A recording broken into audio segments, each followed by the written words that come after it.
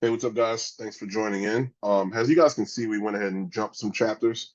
Went from chapter 11 to chapter 15. The reason being, I feel like and I went ahead and went through it from a theoretical standpoint. You guys can go ahead and read that. It's a lot of things that we covered in lab multiple times. Um, and I found a stopping point, which was chapter 15, for us to go ahead and go over how to operate a router, right? We went over, switches, its main operations, how to boot them up, theory behind them, and we went over that for routers, right? Chapter 10, 11, and 12. Right? We talked about subnetting and what have you. But I think you guys need to learn how to operate a router because it works totally different than a switch. And of course, right? Switches, of course, they can operate at layer 2 and layer 3. There's some similarities that you have to apply whenever you do turn that switch to be a layer 3 device. Okay. So let's go ahead and jump right in. Right. Again, big reminder, right? We have our OSI model and we have our TCP IP stack.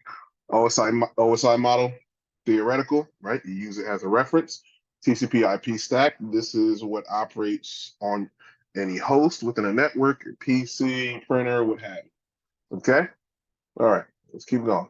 All right, so chapter 15, right? The goal here is that, that you guys are supposed to learn from chapter 15 is that you guys be able to explain the role and function of a router, right? Describe, the characteristics of one of the network topology architectures, which is a SOHO, right? And of course, configure and verify IPv4 addressing and subnetting. And guys, I really hope that you guys are taking the time out because it's not something you can learn overnight. That you're taking the time out to learn IPv4 addressing, subnetting, learning, how to do the math, how to subnet, the different classes, RFC 1918. Take a look at that and just really take your time. There's actually a free web app that you can actually get on there and do subnetting practices. So please try that. Please understand the documentation. I'm a big guy on documentation. I don't want you guys to go out in the real world and to, not live up to the standard of being a CCNA and above. So please read over that stuff. All right. So we're talking about operating Cisco routers, right? And I'm showing you this diagram for a reason, right? So we have our subnets, we have our routers, right? The straight lines, right? They represent switches, local area networks, okay? The lightning bolt lines, right? Or the lines with the cloud in the middle of it, they represent the internet, right? They represent either a serial line or a gig line, but it's basically used for the wide area network, okay? Whenever you see those two, right? Um, you guys see it, right? Same topology. You guys seen this topology time and time again, right? So, right, here's another, right, different type of enterprise network, right? You have your router.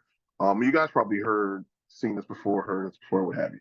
You guys have your router, you have your switch, you have your phones, PCs, everything that's connected to a switch, right?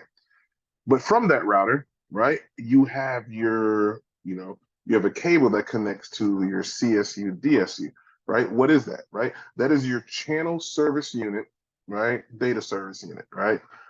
Right? You go ahead and get it from your ISP or what have you. They provide it for you, right? And it goes through your service provider, right? Your internet service provider, right? And it terminates right there, right? That's how your office, right? Your home or what have you, how you get your connection, right? So if if you're at your house, right? Maybe you have your router at home and it connects to that modem, right? That modem is that CSU DSU, right? It connects to the outside, and outside in the pole, they may have a small switch. That's what you connect to. Okay. All right. So that's what a CSU DSU is, right? Um, you guys will have to know about that for the exam, but just know how it looks like. And just know some routers, right, from Cisco come built with a CSU DSU module. You don't have to get a separate module for that, right? As we see on the left. Okay. All right, let's keep going.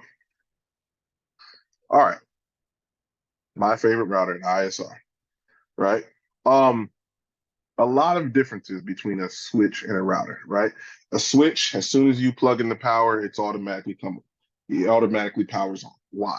Right? It's meant to, be used right out of the box, right?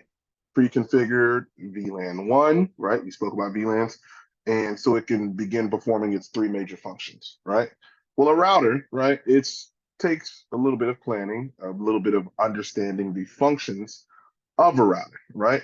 We have a few things that we're looking at here on this diagram. We have a far left, we have an on and off button, okay? All right. And that's meant for the network admin, network tech, network engineer, whoever, to go ahead and take the time out to manually configure this box, right?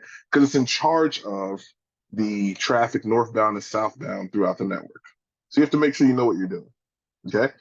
Um, we have a if we move to the right, we have a RJ45 slash a USB console port. Some of the newer routers, right, they come with a USB mini cable, right, and that's your new console cable. Um, but they also come with the old school standard RJ45 that you can go ahead and plug in, right? Go to PuTTY, and you'll be able to configure, right? But there's also an alternate way you can go ahead and get into the actual device and configure. And it's with the aux port, right? It's a telephone line. You can go ahead and connect through, right? Similar to dial-up, right? You're able to get in and actually configure the device. Okay. All right. So keep moving to the right? We have the gigabit interfaces, right? Gigabit 0/1, right? That is just an RJ45 port, right? Gigabit 0/0. It's an RJ45, or, right, and you see how it extends. It can, or it can be SFP, right? What does that mean? Okay.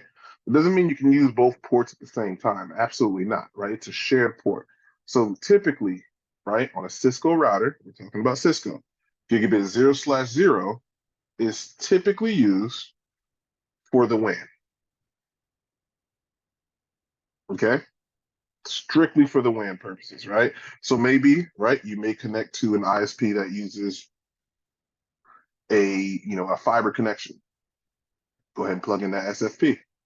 Maybe it uses RJ45. You go ahead and do that. But gigabit 0/0 is always, it's typically, right? Typically used for that. All right. Moving to the right, and of course, gigabit 0/1, typically used for your local area network. Okay, so that typically plugs into your switch. Okay. Moving to the right, we have our NIM ports, right? And those are our modules, right? Our network interface modules that we can plug into the switch, right? What will we use that for? Well, the term module means, right, we can modify, right, how something works, right? And so if we plug in a NIM module into an ISR or a Cisco router, it can do whatever it is built to do as long as you have the software to support it, right? So maybe you have a module, right, that supports, a different type of connection to a CSU, DSU, or a ISP, right? Whatever module you get, it will be programmed to do has such. Certain routers, right, they're not all built the same. Some routers may have one NIM slot, right? And of course, gigabit ports will have you. Some routers have all NIM slots, no gigabit ports, or what have you. So just keep in mind, right? Just keep in mind that, of course, you guys are working on your lab at home. Typical routers, right, that you see in your environment are going to have a interface for the LAN, interface for the WAN, right? Gonna have your console port, right? And just make sure you know how to go ahead and um, power it on, right? Because it's very important. Let's keep going, right? So, right, we talked about how to physically install it, so we're good to go. But again, let me make it a point. Chapter 15 is very important. I need you guys to slow down and really read some of the key topics, right? As you guys saw, I went ahead and skipped. This goes exactly what I just went through. How to go ahead and configure a router from the start to the finish, right? Step 1 to step 6, right? Okay. So make sure you take the time out to read that. All right. So Soho routers, right? How we go ahead, configure, set it up, or what have you. Well, it's similar, right? It's similar to some of the steps that you guys seen time and time and again, right? And of course, what I just explained, right? We go ahead, we place it between our switch and our modem, right? We first connect to our local area network, our switch, then we go ahead and connect to our modem, right? Then we power the router on, right? Very simple, right? Why do we do that, right? So you never want to go ahead and power on, make layer 1 changes while a router, firewall, what have you, is operating. Because we have to keep in mind of the ARP table, right? If we go a little bit too quickly, right, we may see that, hey, we're plugged in, but the connection is not working. X, Y, and Z, right? An ARC table, like you guys learned before, right?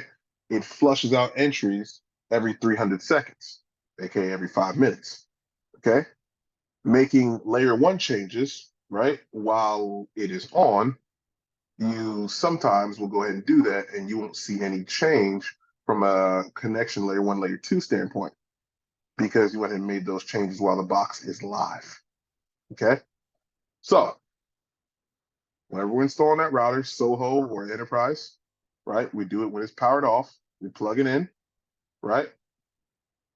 Right. And typically those Soho routers, they use RJ45 cable. You typically wouldn't see a Soho router using a fiber cable. You plug that in, right, to your ISP box, aka cable modem. You have internet. Okay. Now, right, accessing the CLI, right? You guys seen it time and time again, right? How would we go ahead and configure, right? Go ahead and configure the device, right? Key topic here, right? You guys get in, right? You guys have to know a few of these things, right? The difference between user mode and enabled privilege mode, okay? You guys have to know what it means to go ahead and enter and exit, right? Go 1 step up, 1 step down, or all steps down from configuration mode, okay? Configure terminal, it brings you to global configuration mode, right? This is just a review. And, right, if you're in maybe interface configuration mode and use the keyword and, it's bringing you all the way back to privilege exec mode, okay? Exit brings you 1 step down, right? Or you can use Control Z, does the same thing as exit, okay? All right. Within global configuration mode, what can you do, right?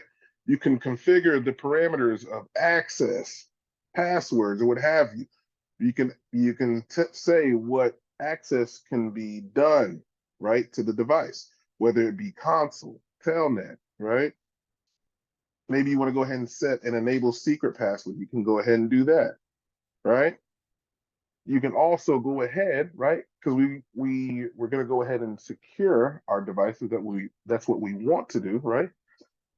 If you guys do or you don't, that option is there. You can go ahead and set encryption keys for your secure shell, right? Whenever somebody's logging in using SSH, right? You can go ahead and configure those username and password local login credentials, right? Also AAA as well. No, not listed here, right? In global configuration mode, you can go ahead, right? And this is all within a router. All this seems familiar, right? You can go ahead and configure that host name, right? Description for your interfaces.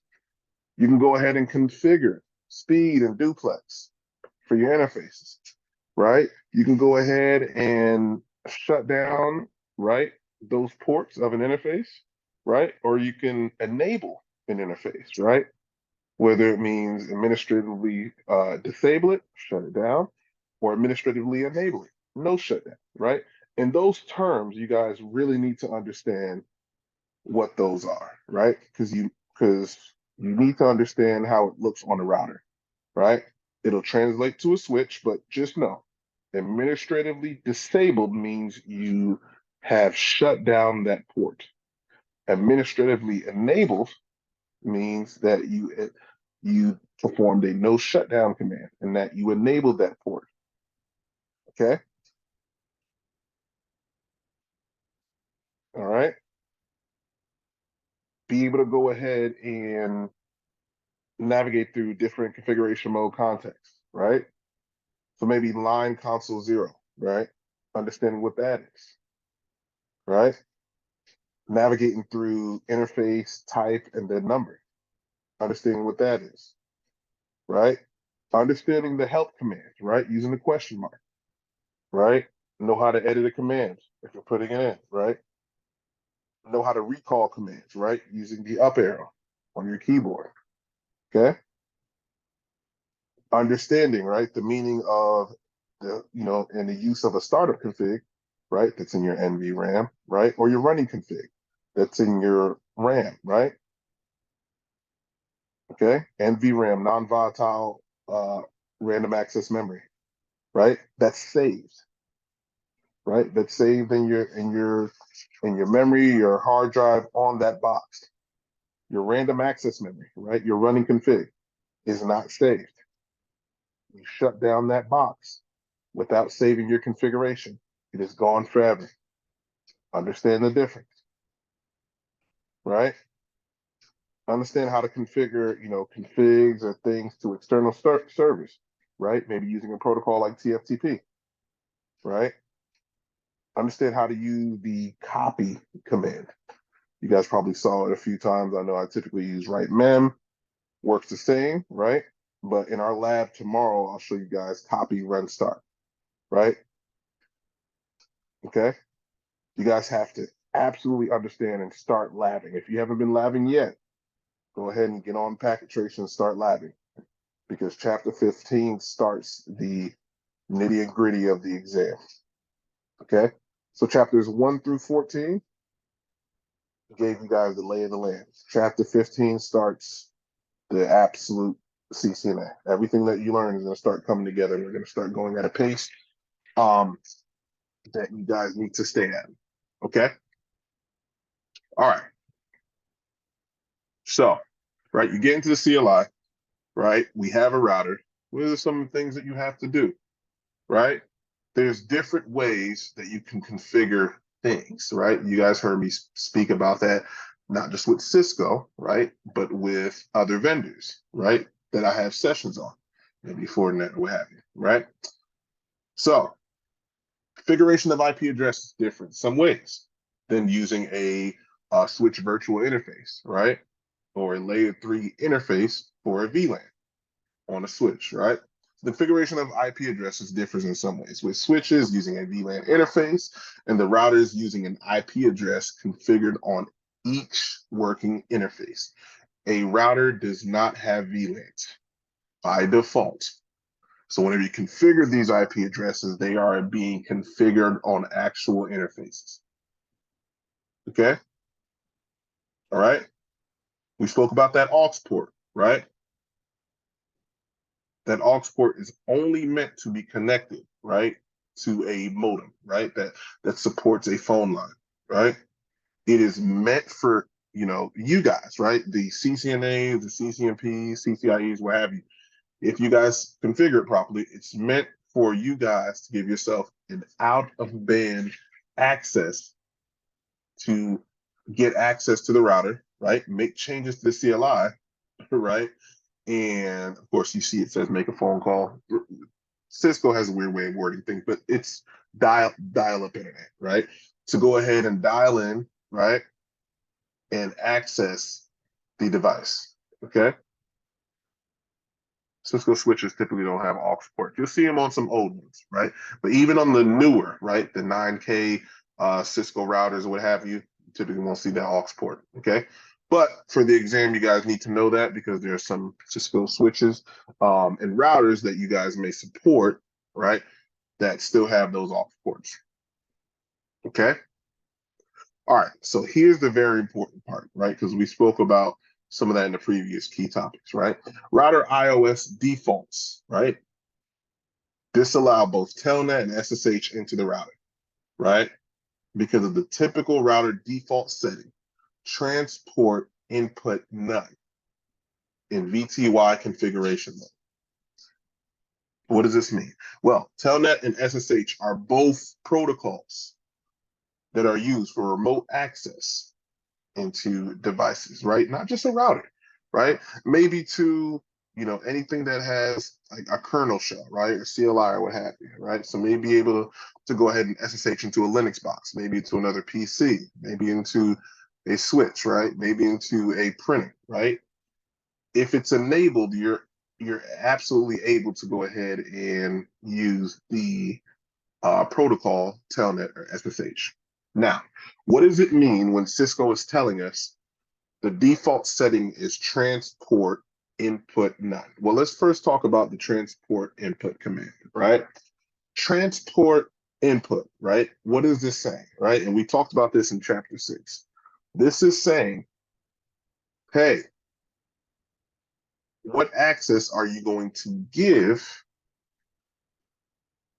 right? Give users, right? Admin users at that. What access are you going to give them to go ahead and access this device, right? Are you going to give them access via Telnet? Are you going to give them access via SSH? Or are you going to give them no access at all? Transport input none. Okay? That's what that command means. The transport input command, right?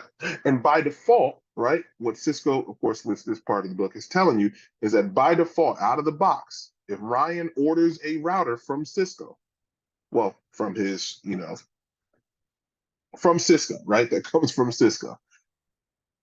It's going to have transport input none, right? All of the interfaces are going to be shut down, right? Administratively shut down, right? It's not automatically going to power on. He needs to flick the power switch. Why? Because this is a device that is providing access, right, to the network, both the LAN and the WAN. So it needs to be configured properly. You absolutely need to take your time. Okay? All right. So we spoke about, let's go a little bit back. Where am I at? Where am I at? Because I want to make a point, right? So, right here, if you guys look at the third bullet point, it speaks about console, telnet, right? And those are different access modes, right? Of course, we have a console port, right? We have a console port on our, on our router, and we have a, we can use Telnet or SSH to access our routers, right? Those are different configuration modes you can go ahead and access, okay, within the router, right? And what you do, right, as an admin is you tell those different modes, hey, transport input, right, what type of access you're allowing per those interfaces or those protocols, okay? And we'll have a refresher. We'll go ahead and do it in the lab, but just remember what that means. We also have the command option, and I'll show you guys, to where you can allow all protocols per whatever access. So either console or, of course, Telnet or SSH. We can use the command to transport input all. Okay? All right. Let's go ahead and keep going. All right. So, very important piece, right? When we're shifting from switches and we're shifting to routers, right? Layer 2, guys, follow me. Layer 2, they have a show MAC address table command. Why? Because layer 2 devices typically work with MAC addresses. A router is a layer 3 device. It is not going to have that show MAC address table command. Okay? This is by default. I'm not saying with any modifications or what have you. By default, layer 2 switch, layer 2. Okay? Let's go to the second bullet point. Cisco routers support the show IP route command. Layer 2 switches do not. Okay? Router is a layer 3 device, right? It's in charge of, moving packets, right? And what does it need to move packets? Routes. Layer 2 device does not have that. Okay? Keep that in mind. Layer 2 switches use the show interfaces status command, right? To list one input of output per interface, and routers do not, while routers use the show IP interface brief command to list similar information. The switches do not. Now, this is for the exam. The third bullet point is important. I don't care what you guys seen me do in the lab. This is per the exam. Cisco layer 2 switches use the show interface status. Routers use the show IP interface brief. Okay? Please lock that in. All right? So, of course, you guys can go ahead and see that example, right, that I have posted. We do a show IP interface brief. What do we get here, right? We get the interface name, right, the entire name, so the name and the number, right, gigabit 0/0, right? And we also have in that next column the IP addresses, right? So whatever IP addresses you assign, it's not going to show the subnet mask, but it will show the IP address. Whatever IP address you assign for it, boom, that we have, right? The OK column. What does that tell us? The OK column is telling us it's in working order, right? We don't have no errors on it. We're good to go. Okay? All right. So next, the method, right? The method we see here is we have NVRAM, we have manual, or we have unset, right? What does that mean? Okay? NVRAM, right? That's telling us, right, that this is using the default configuration, right, from startup, right? There has been no modifications that would happen, right? The manual is saying somebody got in there, wiped the pre-installed config, wiped it into its entirety, and went ahead and configured it, right? And so now, of course, that's when you'll see the manual. Unset, right? And this is just for serial interfaces. You won't see a lot of serial interfaces now in the world, right? Serial interfaces, it's unset, right? Nobody has configured anything. Okay? Right? If we're using our same example, right? These are referring to the NIM slots. Okay? That's what you see, right? Those didn't come pre-built into the device. We had to put in those NIM modules. Okay? So they're not part of the NVRAM, right? They're not part of the hard drive. Okay? So they have to be manually set up, right?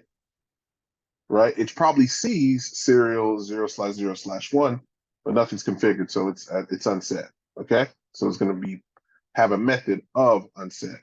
Make sense? All right. Status and protocol. You guys seen that before, right? Status layer 1, protocol layer 2, right? Administratively down at layer 1 means, hey, Cornelius went ahead and shut that interface down, right? By default, out of the box, as a reminder, I'm going to keep saying it, router interfaces come configured, administratively shut down. So if you configure an IP address, you configure all of that, you have to make sure that you enable that interface. Okay? All right? So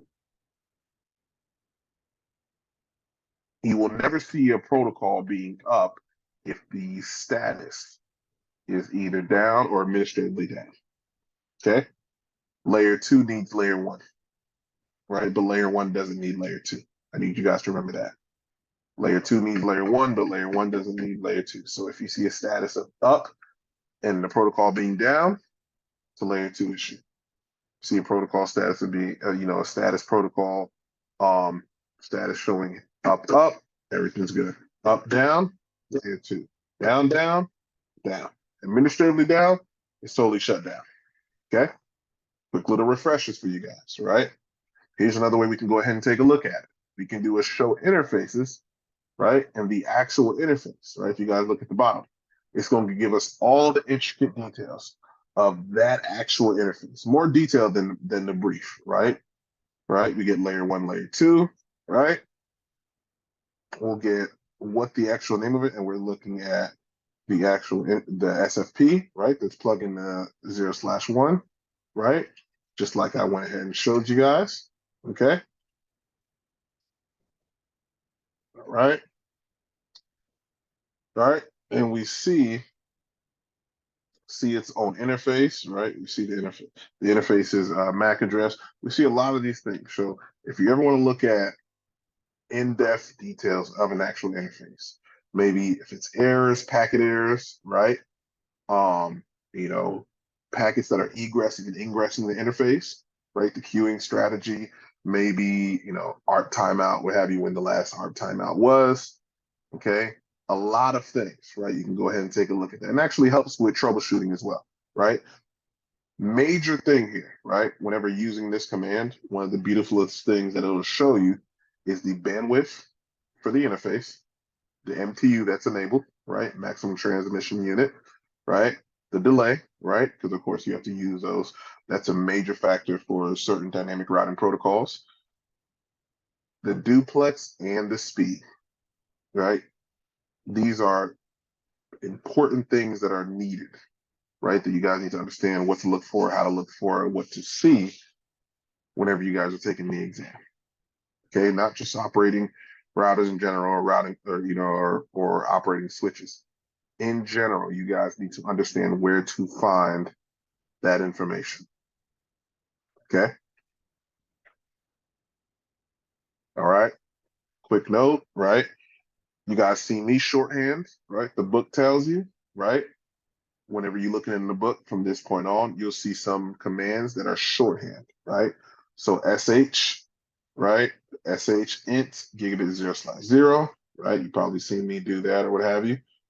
Its full name is show interfaces gigabit Ethernet 0/0, right? See somebody do it, just know that's what that means. Okay. All right. Here's a reminder, right? Line status, right? The first code status we're doing that show IP and show interface brief or show IP interface brief. That line status, right, refers to layer 1. Okay. It refers to layer 1. That's it. Protocol status refers to layer 2. We're going to keep it simple, okay? Right? And let's read that second part. It is always down if the line status is down. Okay, just like I said before. If the line status is up and a protocol status is down, it's usually caused by a data link layer misconfiguration. And there's a lot of protocols that operate at layer 2 at the data link layer. Okay, take your time to learn that. Go back and read or what have you, because we're going fast paced now. Okay, here's a little breakdown. I'm not going to go in depth for each, right? But here's a breakdown of what I've just spoke about, what I gave you a rundown on, right? The different pairs, right? Initially down and down for line status and protocol status, right? Just read these few things, post it, right? Post it maybe in your lab, and know it has second nature. Okay, this actually helped me pass my exam. Okay, very important piece, right? All right. We spoke about how, right, by default, right, those interfaces off a router is shut down or disabled, right, out of the box. Okay. To go ahead and enable them, we need to go ahead and put in the no shutdown command. Okay. Real important piece, right? Cisco routers do not route IP packets in or out of the interface until an IP address and mask has been configured. By default, no interfaces have an IP address and mask. Why does the book say that? Well, right, being a CCNA, right, being somebody that's so eager to learn, so eager. I've seen it time and time again within myself and also other people. You can be so eager to learn, and you forget the most critical things, right? And so you may have this diagram, maybe your superior, maybe your lead, your team lead, maybe your your boss or what have you gave you a task to go ahead and configure maybe a router, right? Maybe a firewall. And you configure all these things, right? But you're saying, hey, it's not passing traffic. You forgot the most critical piece of all for layer 3. So you want to go ahead and slow down. You always want to make sure, like, create yourself a little checklist and make sure things are configured, especially at IP address and a subnet mask. Okay. All right. Last piece, right? Cisco routers attempt to route IP packets for any interface that are in an up state and have an IP address mask assigned. Okay. Okay. Keep that in mind, right? As you guys can see, our updated diagram from earlier that's using IP addresses, right? We're using the 172.16.x.x/24 scheme all over, and we're looking good, right? Okay. Here's a quick example. Like I said, configuring that Cisco router, right? We go ahead and get into the interface. We get into global config mode, right? Then we get to interface configuration mode, right?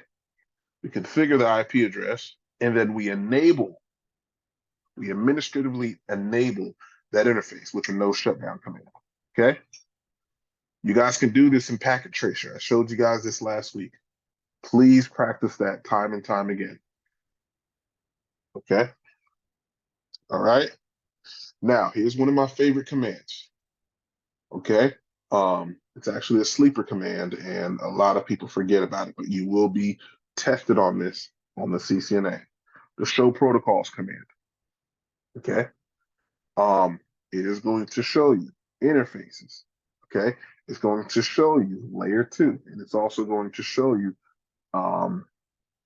IPv4 address. It's also going to show you, of course, different things, like, of course, if you're running dynamic routing protocols or different protocols or what have you, but it's going to show you a lot of things, right? Because you can see at the global values piece, it says internet protocol, IP, routing is enabled, right? It's being used. So it'll show you everything that goes below that, okay? Right? Or supports it. All right. Last but not least, okay? Some verification commands, right? Because we trust but verify, and we verify before we trust. Okay. These commands show IP interface brief. It's for a router, right? It's going to show us one line of output per interface, right? It's going to list the address. It's going to list the interface status. If we do a show protocols, right? Type in the number, right? We go ahead and put the interface type and the interface number. It's going to show us maybe 1 or 2 lines of output per interface. It's going to show us the address and the subnet mask, right? And it's also going to show us the interface status, right? Now, in detail, and it's a lot of information, a show interfaces, type in number, many lines of output, okay? It's going to show us a IP address and a subnet mask, interface status listed, and a whole bunch of different things that I've listed out earlier, okay? So what's the key to being that wizard, right? What's the key to understanding how to be that engineer, that network admin, what have you? It's practice. You're not going to remember everything. You need to make peace with that. But things get easier with time, right? With more practice. If you're not labbing, your exam is going to tell you, your peers are going to tell you, and your work is going to show for it. Please, guys, we're on chapter 15. This is where it starts to get hectic, and we're going to go at a pace that it's fast. Because what we just did, we just finished chapter 15. Now we're going to chapter 16. I just want to let you guys know. Okay? So keep that in mind. Keep practicing, and we'll have lab fun day tomorrow. But yeah, we will have another theory discussion come Thursday. Okay? You guys have a great day.